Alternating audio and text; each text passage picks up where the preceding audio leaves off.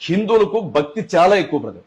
నేను చెప్తున్నాను, ప్రపంచంలో ఏ మతానికి సంబంధించిన విశ్వాసులకు లేనంత భక్తి హిందువులకు ఉంటుంది.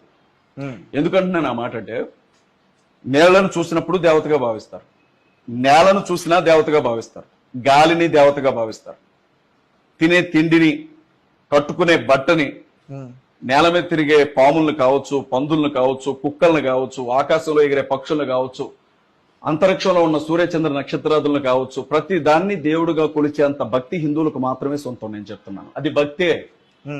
నువ్వు మూఢ భక్తను లేకపోతే ఇంకొక భక్తను, నీకు సంబంధం లేని విషయం అది.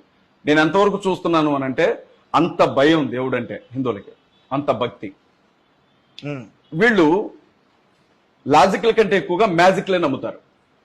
వాస్తవం చెప్తున్నాను నేను. అంటే చేతిలోంచి బూడిద తీసినా, లేకపోతే నెత్తిలోంచి శివలింగం తీసినా, నోట్లోంచి శివలింగం తీసినా కొన్ని వేల మంది ఉంటారు. సహజంగా ఏంటంటే బ్రదర్, మనిషికి పేదరికం ఎక్కువ కదా. పేదరికంతో పాటుగా మనిషికి కష్టాలు ఎక్కువ. రెండవది చావంటే భయం ఎక్కువ. చచ్చిపోతారో బాబు అంటే విపరీతమైన భయం, ప్రాణం పోతుందేమోనన్న భయం. ఇంట్లో కొంచెం బాగోలేకపోయినా, పిల్లగాళ్ళకి ఏదైనా అయిపోయినా, ఆర్థికంగా ఏదైనా ఇబ్బంది వచ్చినా, నా ఇంటికి ఏదన్నా కీడు చేశారా, ఏమైనా చేతబడి చేశారా అని ఆలోచించే మైండ్ సెట్. అలాంటి మనుషులే కేవలం యేసుక్రీస్తుని నమ్ముకుంటే ఇవన్నీ పోతాయన్న ఫీలింగ్ తో వచ్చేవాళ్ళు చాలా మంది ఉన్నారు. మాలో కూడా దిక్కుమాలిన బోధకులు ఎంతో మంది తయారయ్యారు. మా వాళ్ళు ఏం చెప్తున్నారంటే, నీకు కష్టం ఉందా నువ్వు వచ్చేయి, నీకు ఇబ్బందుల్లో ఉన్నావా నువ్వు వచ్చేయి, నీకు శ్రమ కలిగిందా నువ్వు వచ్చేయి, నువ్వు అప్పుల్లో ఉన్నావా నువ్వు వచ్చేయి, నీకు రోగం వచ్చిందా నువ్వు వచ్చేయి, నీకు ఇంకా పిల్లలు పుట్టలేదా నువ్వు వచ్చేసేయి, నువ్వు రా, ముందు రా, నువ్వు నా దగ్గరకు వచ్చేస్తా, నీకు అన్ని జరిగిపోతాయి అంతే అని చెప్పడం మొదలు పెట్టారు మా వాళ్ళు. చెప్పిన తర్వాత మరి ఎక్కడున్నా మేలు జరగడమే కదా కావాల్సింది, ఇంతకాలం ఇందులో ఉన్నాం, అందులోకి వెళ్తానే మేలు జరిగిద్దామని వచ్చిన వాళ్ళని, వీళ్ళ పేదరికం కావచ్చు, వీళ్ళ నిరక్షరాస్యత కావచ్చు, వీళ్ళల్లో ఉన్నటువంటి భయం కావచ్చు, వీళ్ళ అవసరాలని క్యాష్ చేసుకుంటున్నారు మా వాళ్ళు కొంతమంది. అదిగో అందులో నుంచే మోసం పుట్టింది బ్రదర్.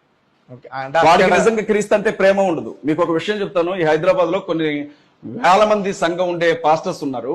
నిజంగా చెప్తున్నాను, నరకానికి ఎవడన్నా వెళ్ళాలంటే ముందు ఆ పాస్టర్సే వెళ్తారు.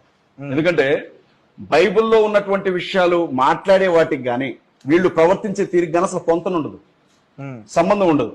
బైబిల్లో ఏదైతే ఉంటుందో, ఏదైతే ఇక్కడ నేను నిలబడి చెప్తున్నానో, దీనికి నా ప్రైవేట్ లైఫ్ కి అసలు పోలికే ఉండదు కదా.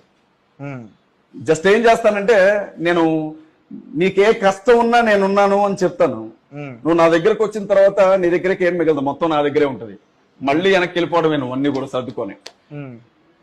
నామకార్థ క్రైస్తవ్యం అంటాం. అంటే పునాది లేకుండా, అసలు క్రీస్తు ఎవరో తెలియకుండా, కేవలం ఏదో మేలు జరిగింది, అద్భుతాలు జరుగుతాయి, స్వస్థతలు జరుగుతాయని చెప్పి మందిరంలోకి వచ్చి కూర్చున్న ప్రతి ఒక్కడే వాళ్ళని క్రైస్తవుని అనుకుంటున్నాడు. అలాంటి మందల్ని బలి చేసుకునే కొన్ని తోడేళ్లు మా చర్చిల్లోనే పాస్టర్లుగా తిరుగుతూ ఉన్నాయి.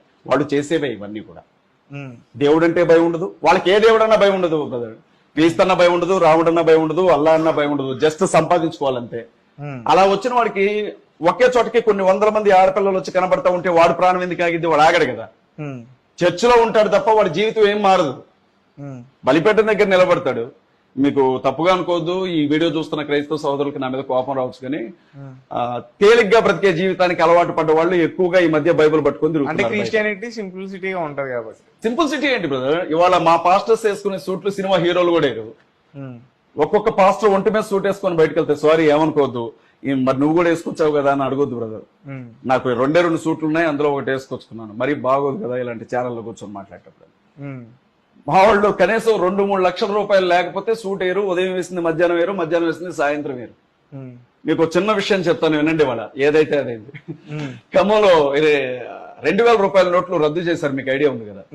ఆ టైంలో ఒక పెద్ద ఆయన నన్ను, మా దగ్గర ఒక 10,000 కోట్ల రూపాయల పింక్ ఉంది, దానికి మాకేం కావాలి, గ్రీన్ కావాలి. గ్రీన్ అంటే 500 రూపాయల నోట్లు, పింక్ అంటే 2000 రూపాయల నోట్లు.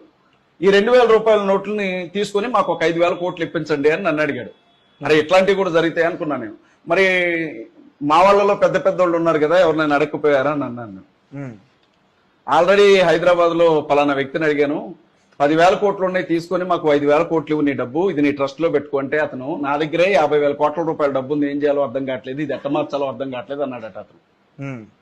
ఇవాళ నిజంగా చెప్తున్నాను బ్రదర్, నేను హిందుత్వంలో జరిగే మోసం కంటే, ఇస్లాంలో జరిగే మోసం కంటే, క్రిస్టియానిటీలో పాస్టర్ల చేతుల్లో, పాస్టర్లు అని చెప్పుకుంటున్నటువంటి వ్యక్తుల చేతుల్లో మోసపోతున్న వారి సంఖ్య చాలా ఎక్కువ ఉంది.